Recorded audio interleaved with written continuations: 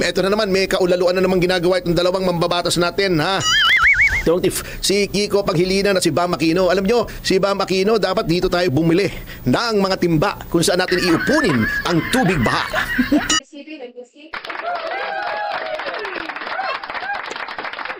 Okay, maraming araw po sa inyo lahat and welcome ulit dito sa ating YouTube Tabunan PH channel mga kababayan. And nandito na po tayo para sa ating panibagong reaction video ngayon. Ito mga kababayan, pag-usapan natin Attorney Topacio mga kababayan, strikes again.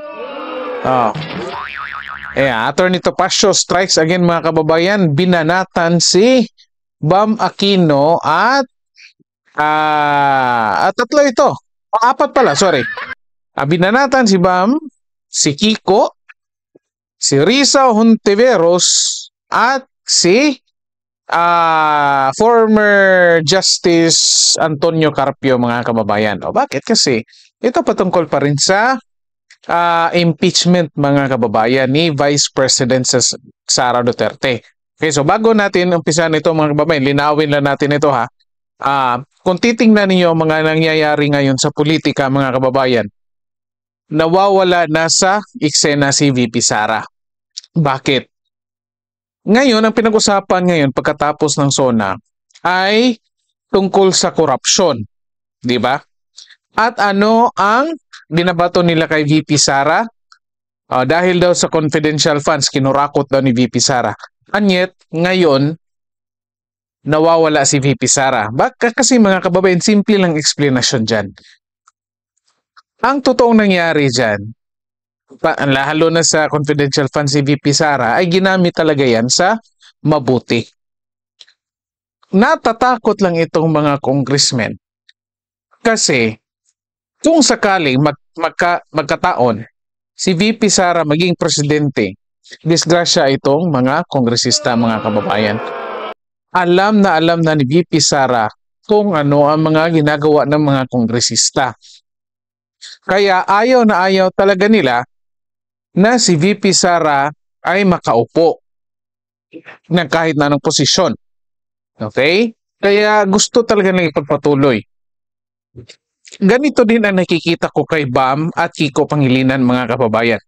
Well, probably, si Bam at Kiko at si Risa, most likely hindi sila directly ito lang itong mga nakikita ko. Hindi sila yung mga direct na ma-involvement dyan sa kung anong nakukuha nila sa pondo ng bayan. Pero, yung mga malalaking korporasyon na nasa likod ni Bam, Kiko at Risa, sila yung may mga personal na interest na pinoprotektahan kaya natatakot din sila kay VP Sara. Nagpresenta na tayo ng video dito, nagpakita na tayo ng ating mga nadiskubre kung sino-sino itong mga malalaking korporasyon na natatakot dito kay VP Sara. At kung ano-ano yung business nila. Meron sa energy supply, meron sa telecommunications, meron sa land ownership, real estate, meron din sa education mga kababayan. At the same time, meron din sa healthcare at insurance. Okay? Kung titingnan natin mga kababayan, itong lahat ng ito ay mga basic needs ng mga ordinaryong Pilipino. Unfortunately, karamihan sa may hawak nito ay private sectors. Kaya itong malalaking korporasyon, talagang hahawak yan ng politiko na magmi-maintain ng kanilang posisyon dyan para hindi sila maalis dyan. At nung naging presidente si PRRD, ang daming ginawa, ang daming hinabol ni PRRD na nang-aabuso ng mga korporasyon mga kababayan. And I think alam natin kung sino yan. Okay? Ngayon, alam nila na si VP Sara mas stricto pa dito sa kanyang ama, kay PRRD. Kaya alam nila na kung sakaling makaupo nga si VP Sara, hindi lang ang mga kalaban ng Estado ang hahabulin ni VP Sara, hindi lang yung mga kurakot na congressman, ang mga kontraktor ang hahabulin niya. At the same time, itong mga malalaking korporasyon na humahawak ng politiko at may hawak ng mga or supplier ng mga basic needs ng mga Pilipino, pati sila hahabulin din. Kaya talaga, takot itong mga taong to na makapasok si VP Sara sa mas malaking posisyon. Okay? Kasi alam na nila eh. Dati, kung napansin nyo, bago mag-eleksyon 2022, natatakot sila dito sa tandem ni PBBM at ni Sara. Kasi, in history mga kababayan, kinalaban ni Marcos Sr. yung kalaban ng Estado, yung mga NPA, at the same time, yung mga malalaking korporasyon. Ganon ang kinalaban niya. At natatakot yan sila na baka ganon din ang gawin ni Marcos Jr. Pinapalabas lang nila na, anong tawag nito? Pinapalabas lang nila na magnanakaw si Marcos Jr. Okay? Or yung Marcos Sr. tapos ganon din ang Marcos Jr. Yan yung mga nakikita natin mga kababayan, yung mga pinapalabas sa history books at sa iba. Pero yun nga, merong mga hindi inilabas na mga katotohanan kasi magbabago ang paningin ng tao sa history na itinuro sa paralan. Okay? Unfortunately, nung umalis na si VP Sara sa tandem ni Marcos Jr. sa Uniteam, kasi nakikita na din niya kung sinong mga tao ang nagkokontrol dito kay Marcos Jr. Yung mga malalaking korporasyon ay sumanib na kay Marcos Jr. kasi nakita nila na kaya nilang kontrolin. Okay? At ito nga mga kababayan, klarong-klaro yung recent na nangyari na pagpunta ni PBBM sa US na nakipag-negotiate kay Trump. Anong nangyari? Anong resulta doon? Ang resulta doon mga kababayan ay malaking benepisyo yun sa mga negosyante, sa mga importer ng kahit na anong produkto na galing US. Pero lugi tayo, mga ordinaryong Pilipino. Lugi yung buong bansa natin. So sila, mga importers, tuwang-tuwa sila mga kababayan. So yun nga, nakikita natin na itong si Marcos Jr. pwedeng kontrolin. Sinasabi nilang mabait, walang question, walang problema. Okay, wala tayong problema diyan, pero hindi kailangan ng Pilipinas ngayon ng mabait. Okay lang sana kung mabait kung kayang maninindigan, may sariling paninindigan or mga desisyon sa mga importanteng bagay na or mga issues dito sa ating bansa. Kasi nga ito, kinokontrol ng pinsan, kinokontrol ng mga malalaking korporasyon. Kaya ito, balik tayo dito sa impeachment, gusto nilang tanggalin yan si VP Sara sa pamamagitan ng paglaglag sa kanya, pagpapalabas sa mainstream media na binulsa niya yung confidential funds. Okay? So yan yung mga nangyayari. Eto ngayon mga kababayan, dito natin makikita na talaga yung ginawa nila nung February 5, which is dinesisyon na ng Supreme Court. Klarong-klaro yun. Kahit hindi ka abogado, maintindihan mo yun. Okay? Maintindihan mo yung mga kababayan. Kasi imaginein mo, half day lang tapos na agad. O, di ba? So, yan ay klaro. At yun na nga, ang desisyon ng Supreme Court naging positibo pabor kay Vice President Sara Duterte. Ang problema ngayon, merong mga senador na ayaw tanggapin ang desisyon ng Supreme Court. Ito, pakinggan natin mga kababayan. Ito si Attorney Topacio, okay? So, by the way, kung umabot kayo sa video natin dito, paki-like po and share ng videos natin and din pag-subscribe din po sa ating channel. Okay, ito mga kababayan, pakinggan muna natin si Attorney Topacio kung anong masasabi niya dito sa ilang mga senador na nagsusulong pa rin ng ituloy ang impeachment ni VP Sara. Okay, ito pakinggan natin. Man ang Supreme Court. Ito na naman, may kaulaluan na naman ginagawa itong dalawang mambabatas natin, ha? Don't if si Kiko Paghilinan at si Bam Aquino. Alam nyo, si Bam Aquino, dapat dito tayo bumili ng mga timba kung saan natin iupunin ang tubig baha. Alam mo Ba yan? Ha? Sige, bakit po? Orokan eh. Oro. Plastic. Oh, di ba? Orokan. Di ba nung nagkakampanya siya para lang makuha ang boto ng ibang taong undecided, sabi niya, hindi daw siya masyadong nagpa-prioritize sa impeachment. Mas marami pa daw na dapat i-prioritize. Ngayong nahalal na, nakuha na yung boto.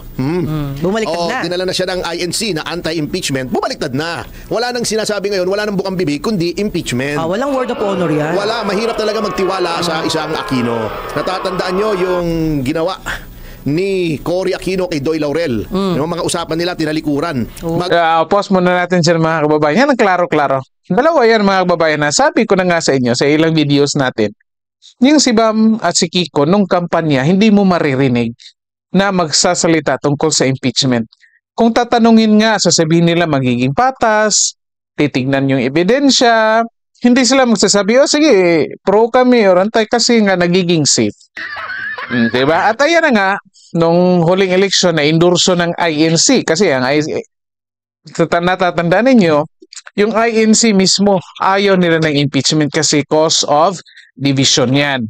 Okay? Or pag nagka-divide ng mga Pilipino, ngayon nga, until now, kahit may desisyon ng Supreme Court, meron ito mga senador, dalawang senador, salin natin si Rizal Ontiveros mga kababayan, pinipilit pa rin nilang ituloy kahit meron ng desisyon Supreme Court. Kaya nga natawag ito ni Tony Topacio, itong si Bam at Kiko, lalo na ito si Bam mga kababayan na plastic. Kasi, kalain mo, ito classic example ng trapo o traditional politicians mga kababayan na kung saan papagitna sa kahit na anong issue. O yung issue katulad ng impeachment kasi nagkakos ng division yan. Kasi kung sinabi niyang pro-impeachment siya, maraming tao pro-Sara or pro-Duterte na hindi siya iboboto. Okay? Kung sasabihin niyang anti-impeachment o sabihin niyang anti-impeachment siya, yung mga pro-Duterte, most likely iboboto siya.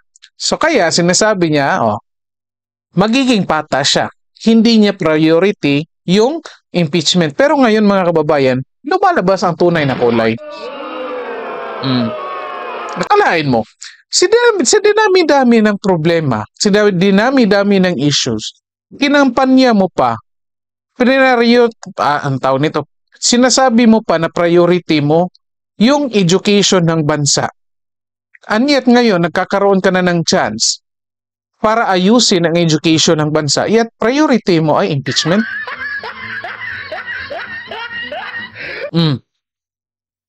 Di ba? Comment kayo dyan mga kababayan. Di ba? Agree ako dito kay Tony Topacio. At ito, nakikita ko na rin dati pa ang ilang videos na natin na in-upload na tinutukoy na natin itong style ni Bam at ni Kiko Pangilinan mga kababayan. Instead na umpisahan nyo na, kasi yung 6 na taon, maiksi lang yan, ang haba ng proseso ng paggawa ng batas para ma-improve yung education. Hindi mo ginagawa ngayon. Iba ang focus, nasa impeachment.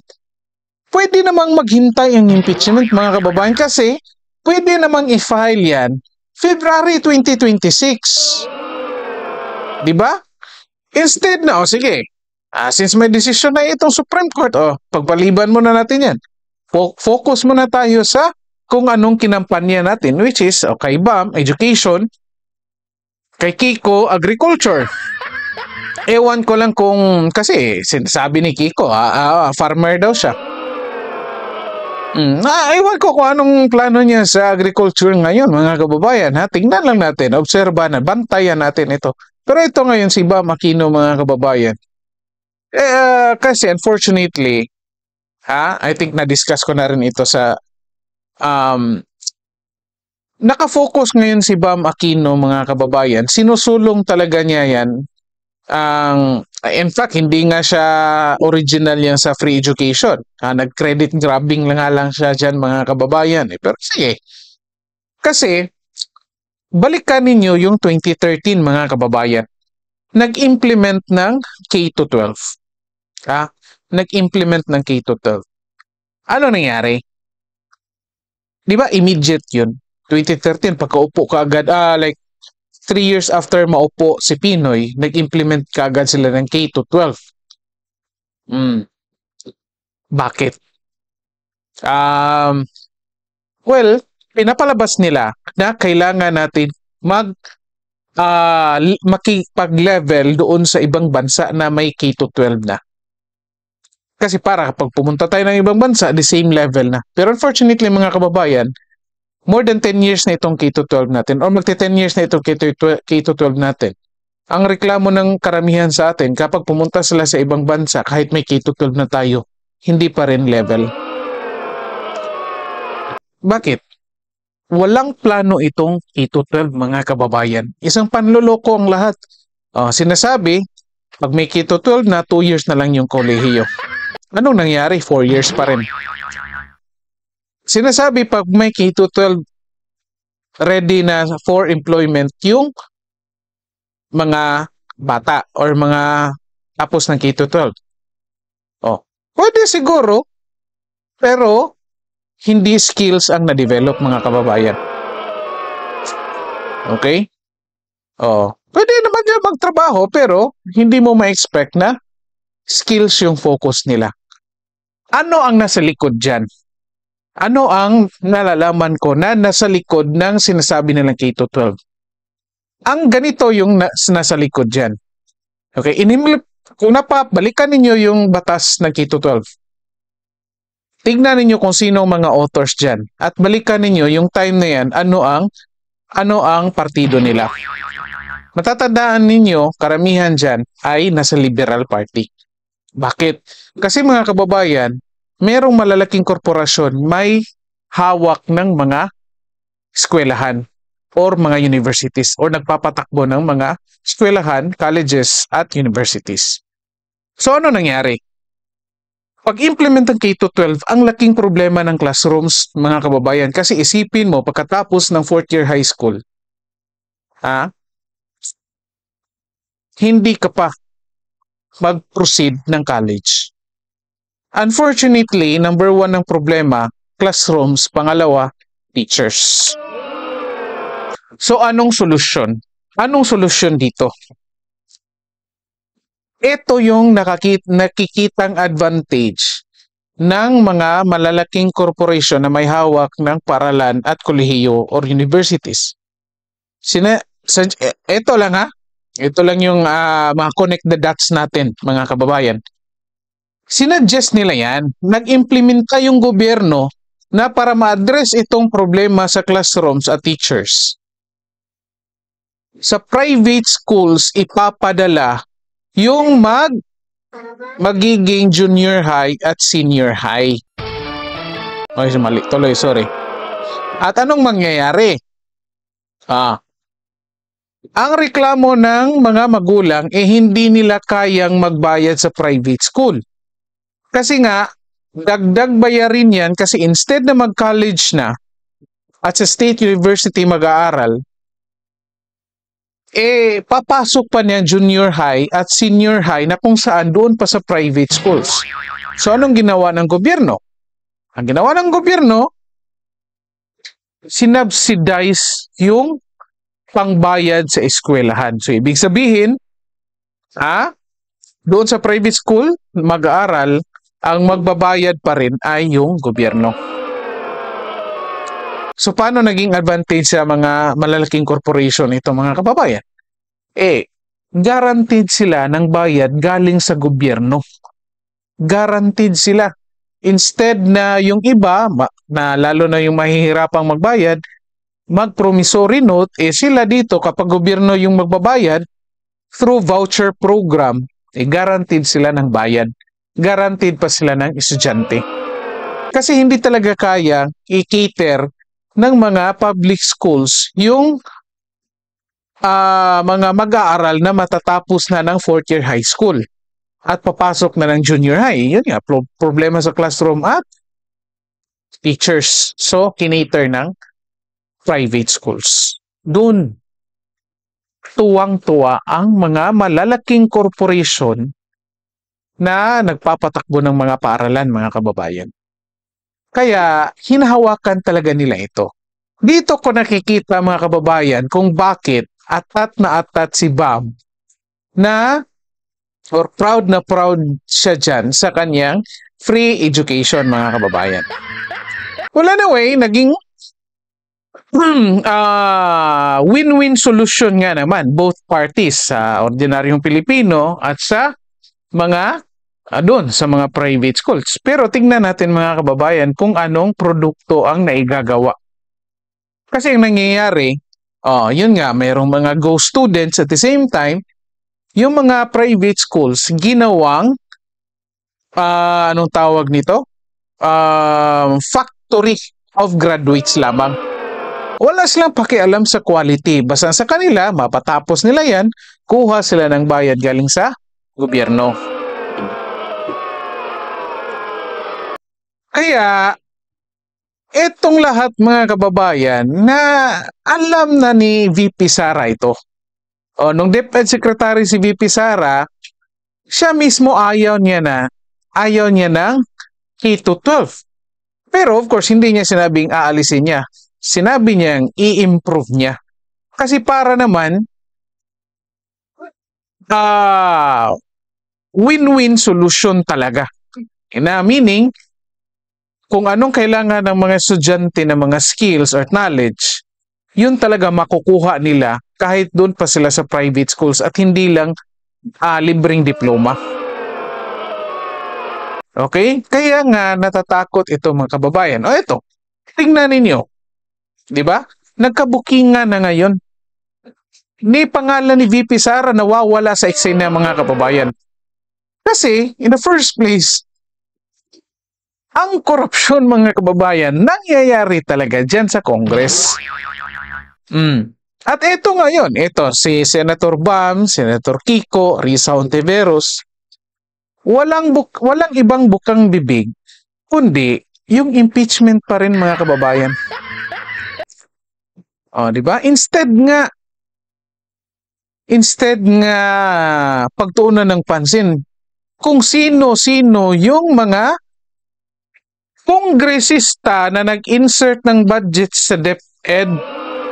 Kasi last year, ang daming sinabi ni VP Sara na mga kongresista, hindi siya nagpangalan, pero meron siyang mga sinabi na ang daming mga kongresista nag-insert ng proyekto sa DepEd pagkatapos pag-release ng budget, gustong kunin kay VP Sara. At nang hindi ibinigay ni VP Sara, ayan, in-impeach siya.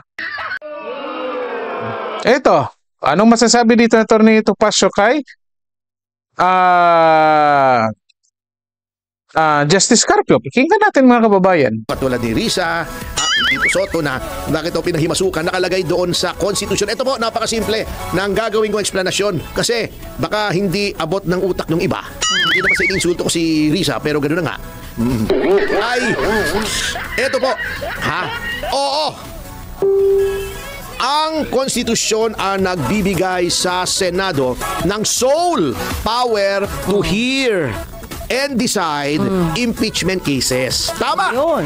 Ngunit, paulit-ulit na natin sinasabi, napakasimple lang naman. Before you can, jurisdiction ang una. Before you can hear and decide any case mula sa Metropolitan Trial Court hanggang sa Court of Appeals plus ang impeachment court. Opo. Before any court can hear and decide a case, it must have jurisdiction. Ayun. Because jurisdiction is the power to hear and decide a case. Okay, ha? Okay. Opo. Ngayon, Sinabi nga ng Supreme Court, wala kayong jurisdiction. Bakit Supreme Court at hindi impeachment court? Sapagkat may aligasyon ng grave abuse. At ayon din sa konstitusyon, the same constitution that created the impeachment court, ay ang Supreme Court ang may katungkulan na sabihin kung may grave abuse. Anong ibig sabihin kapag may grave abuse? Walang jurisdiction. Kasi grave abuse of discretion amounting to lack or excess of jurisdiction. Walang jurisdiction o sumobra sa jurisdiction. May power ka pero sinobrahan mo yung pag-exercise ng power. Okay. Paano magpapasok yung constitutional power ng impeachment court para mag-hear and decide kung walang jurisdiction? So, it never vested.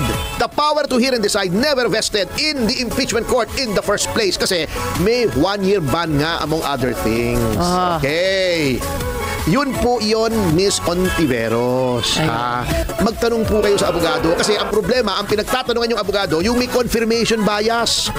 Katulad siguro ni Tony Carpio, the feeling niya nasa Korte Suprema pa siya na dapat magmamaig. At labi mo namang sabihin mali daw, factually in error. Bago, dapat daw mag-oral arguments. Bakit dinidiktahan mo Supreme Court? Wala ka na sa Supreme Court. And Sir Carpio, yung sinasabi ni Larry Gadon na ang Korte Suprema ay tuta ng mga Duterte. Ikaw, Mr. Tony Carpio, noong ikaw ay nasa Korte Suprema, lahat ng boto mo ay pabor dun sa nag-appoint sa'yo. Di ba yung sa Arroyo, yung TRO, kinontra mo dahil ang nag-appoint sa'yo ay, ang kinakampihan mo ay yung si Aquino dahil ikaw ay out and out dilawan. Si Tony Carpio, lahat ng boto niyan is in accordance with his political beliefs. Political, hindi sa batas. Ano nangyayari, Mr. Carpio? Lagi kang nasa minority. Lagi kang natatalo sa botohan. Laging mali ang iyong opinion. Bakit ko sinasabing mali? Dahil ang majority lang ang tama. Ganon po ang Korte Suprema. Mag-dissenting opinion ka man, mali ka pa rin. So do not tell us now na tama ka kasi malimit nung ikaw ay mahistrado pa ng Korte Suprema. You were always on the losing side. Okay, pause muna natin dyan mga. Klaro yan mga kababayan. Kasi nga mga kababayan, simple lang naman ito. Yes. Hindi naman sinabi ng Supreme Court na walang sala si VP Sara. Hindi naman yung rinisolba ng Supreme Court. Ang rinisolba ng Supreme Court mga kababayan, yung abuse of authority ng Congress. Kasi yan yung issue na ni-raise ng kampo ni VP Sara, mga kababayan. Hindi naman kasi pwede na, sige, sole power nyo yan. Pwede nyo gawin kahit na ano. Eto kasi mga kababayan, si Carpio, dilawan kasi ito. Instead na sabihin na lang, sige, respetuhin natin Supreme Court kasi kapangyarihan nila yan. Alam ng lahat, kahit hindi ka abogado mga kababayan, naintindihan natin na ang Supreme Court, ang arbiter, sila yung magdi-decide whether tama ba yung ginawa ng isang ahensya or hindi. Kaya nga nandyan sila Diba? Kahit co-equal branch, kapag hindi nagkaintindihan sa interpretasyon ng batas, sila yung mag-i-interpret para doon sa mga ahensya or kahit doon sa mga co-equal branches nila. Itong statement ni Carpio mga kababayan na kung saan pinapaniwalaan ni Risa, ni Kiko at ni Bam, cause lang ng division yan mga kababayan. Pwede naman, again, pwede silang mag-file ulit ng impeachment by February 2026. Hindi naman, wala namang pipigil sa kanila kung gusto talaga nila. Anyway, naging okay na rin ito mga kababayan. At least nakita natin ang tunay na kulay ni Bam Aquino at Kiko Pangilinan dito, mga kababayan. So in the first place, hindi talaga concern ni Bam Aquino ang education, hindi talaga main concern ni Kiko ang agriculture. Ang main concern talaga nila ay mapaalis si VP Sara. Again kung napapansin ninyo ngayon, impeachment lang bukang bibig nila. Yet ang issue mga kababayan, ang korupsyon na nangyayari dyan sa pag-insert ng budget. Na kung saan January 2025 pa binulgar ni PRRD. Last year pa 2024 binulgar ni VP Sara. Walang nakinig. Walang naniwala. Siniraan si VP Sara, inimpeach si VP Sara. Nung nag-ingay si PRRD, siniraan siya, tinawag siyang sinungaling at pinadala sa dahig. Ngayon, kunwari, na-discovery ni PBBM. Sinabi niya sa kanyang SONA at ngayon ay pinag-usapan. Di ba? Pero ito pa ring tatlong senador na ito, doon pa rin focus sa impeachment. Ganyan sila ka... Anyway, comment yun dyan mga kababayan kung ano masasabi nyo dito. Well, anyway, dito na po muna tayo. Paki-like po and share ng videos natin and then paki-subscribe din po sa ating channel. Okay, so maraming salamat sa lahat at magandang araw po sa inyo.